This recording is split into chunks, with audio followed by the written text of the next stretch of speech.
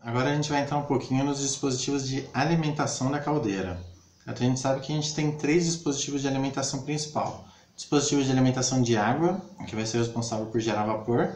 Dispositivo de alimentação de combustível, sendo que esse combustível pode ser sólido, líquido, gasoso, pode ser até elétrica, né, que a gente viu. E dispositivo de alimentação de ar, que é necessário principalmente nos processos de combustão na nossa caldeira. Então, começando a falar dos queimadores, né? Então, queimador a jato de pressão. Ele vai ter um orifício na ponta de um tubo pressurizado e o óleo é forçado a passar por esse orifício, onde vai sair na forma de um spray ou vai ser atomizado, que é o termo que a gente usa geralmente com caldeira. Colocando o polegar na extremidade da mangueira, a gente tem o mesmo efeito, né? Esse efeito spray, esse efeito de atomização. É a mesma coisa que aqueles esguichos de limpar vidro, né? Assim a gente consegue aumentar a dispersão do óleo na atomização. Esse queimador é fornecido com vários bocais de atomização, onde cada um atomiza para uma determinada faixa de pressão. Aqui a gente vai conseguir enxergar um desenho disso, né? Então isso daqui no caso da alimentação a óleo. Como é que funciona o dispositivo de alimentação de combustível? Tá? Geralmente a gente parte sempre desse mesmo princípio. No caso, a maioria das caldeiras que a gente trabalha são de biomassa. A lógica é mais ou menos parecida. A gente vai ter esse bagaço de cana que a gente vai triturar em micropedaços, já fazer uma pré-mistura com o ar também e injetar dentro da zona de combustão. Aqui no exemplo do óleo é parecido, lembrando que a gente tem esse sistema de aspersão, né? de jogar em gotículas esse óleo para que ele se misture melhor com o ar e também facilita melhor a queima, principalmente porque o óleo é pesado, ele dá estabilidade na chama.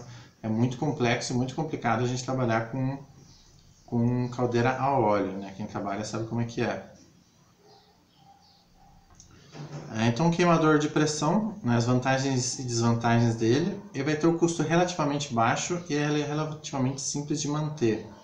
E desvantagens, né? Se a característica da operação variar ao longo do dia a dia, as caldeiras têm que ser separadas várias vezes para troca de bocais. Eles sempre ficam bloqueados por detritos, o que significa que os fios de malha fina têm que ser bem cuidados. É um processo bem delicado realmente.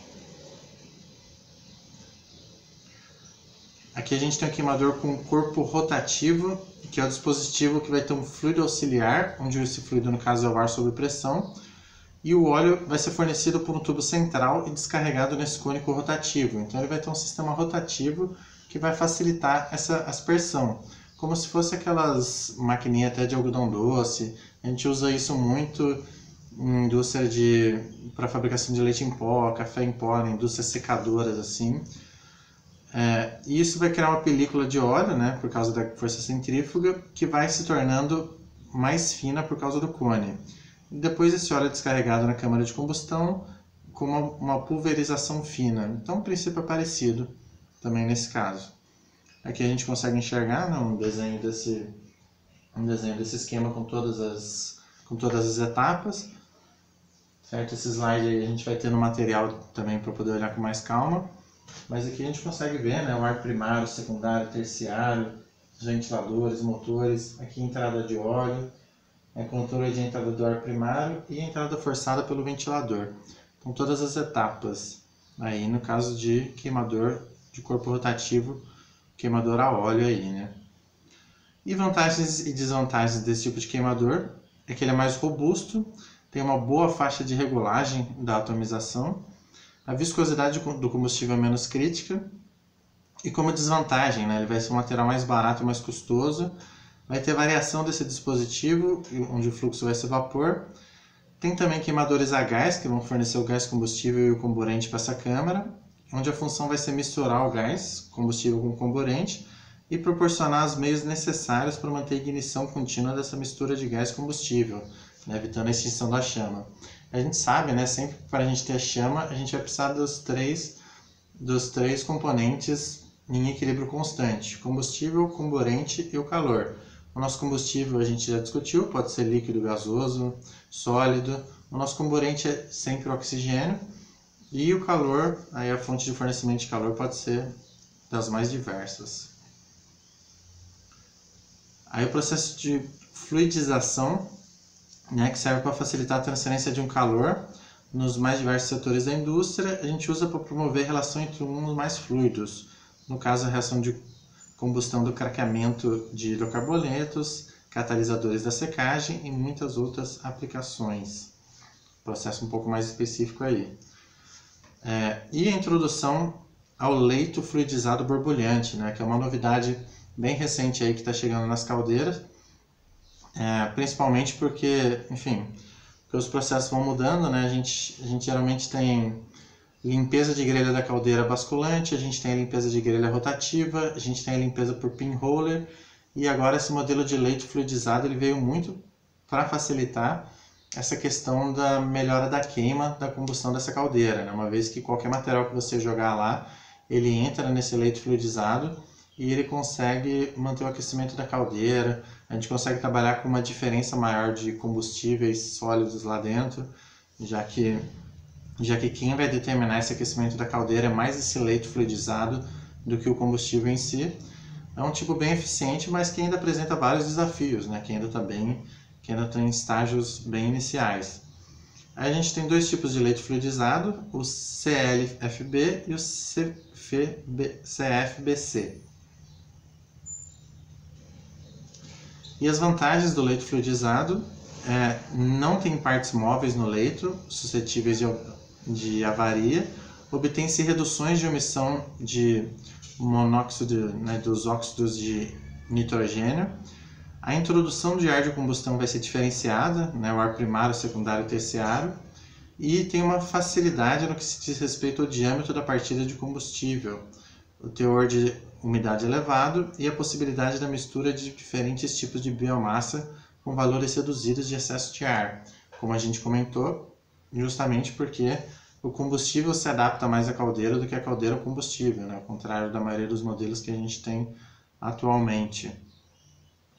Então aqui a gente consegue enxergar um esqueminha, né, de alimentação por bagaço, que o bagaço passando pelo dosador, indo para a esteira ali de alimentação, onde vai ser injetado ali na câmara de combustão, né? Na câmara de combustão a gente tem aqui uma caldeira de 2 balões e ali a gente consegue enxergar o resto do processo, né? A gente vê a entrada do pré-ar, a gente vê ali o exaustor, a chaminé, né? Todas as etapas do processo, começando aqui da água que vai ser bombeada, o ar que vai ser bombeado para dentro, né? A gente consegue enxergar um pouco esse tipo de caldeira. Então, esse é o dispositivo de alimentação de ar, né? O ar ele sempre vai fazer esse circuito entrando aqui para facilitar a combustão e saindo depois aqui na chaminé. Aqui a gente já consegue enxergar o visor de nível, certo? Toda caldeira tem que ter esse visor de nível, isso a gente vai ver melhor na norma, justamente para a gente não perder esse nível da caldeira. A gente sabe que é fundamental para o funcionamento da caldeira que a gente mantenha o nível de água, não só para o funcionamento, como também para a segurança. A caldeira com baixa d'água ela corre muito mais risco de avarias e, por consequência, explosões também. E depois, os sistemas de controle de nível, a gente tem vários, tá? Não vamos entrar tão a fundo em cada um deles, porque vai variar muito de acordo com o processo. Mas o sistema mais simples de todos é o com boia, né? Que a gente usa até em caixa d'água, né? Usa em assento de privada, quem é acostumado. O sistema com eletrodos, aí a gente já tem o nível mínimo, o máximo e o nível intermediário, onde ele vai funcionar ou ligando ou desligando a injeção de água, ou ele vai funcionar modulando esse nível de água, certo? E os eletrodos conseguem perceber esse nível de água justamente pela passagem de corrente.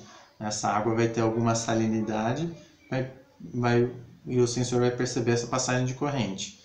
A gente tem outros modelos, né, termostáticos e termohidráulicos, que aí vão depender mais de oscilações dos foles e dilatação dos materiais, porque se tiver mais água, eu vou ter uma temperatura mais baixa e uma pressão mais baixa também. Então esses dispositivos eles vão se adaptando para permitir a entrada ou não de água.